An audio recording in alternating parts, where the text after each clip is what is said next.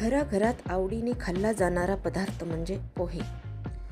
सकाळची सुरुवात जर चविष्ट पोह्यांनी झाली तर दिवसही आनंदात जातो, नाही का?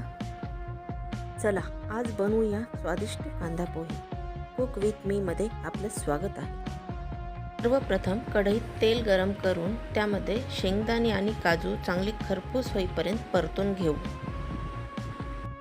नाश्त्यासाठी झटपट स्वादिष्ट काहीतरी हवं असेल तर पोहे हा उत्तम पर्याय आहे.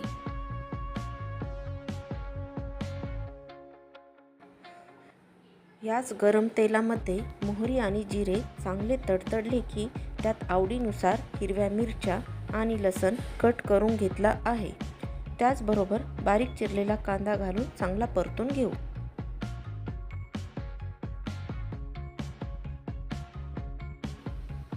आणि सोबतच काही कढीपत्त्याची पाने ॲड करू. कांदा चांगला परतून झाल्यास त्यात हळद आणि चवीनुसार मीठ घालून परतून घेऊ. जर हिरव्या मिरच्याऐवजी तुम्ही लाल तिखट वापरत असाल तर या ठिकाणी लाल तिखट वापरता येईल. हे पोहे स्वच्छ धुवून भिजवून ठेवलेली आहे ते यात ॲड करू आणि 1 ते 2 मिनिटांसाठी झाकण ठेवून वाफवून घेऊया.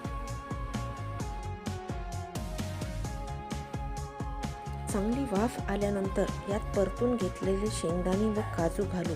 तसेच बारीक चिरलेली कोथिंबीर घालून व्यवस्थित मिक्स करू.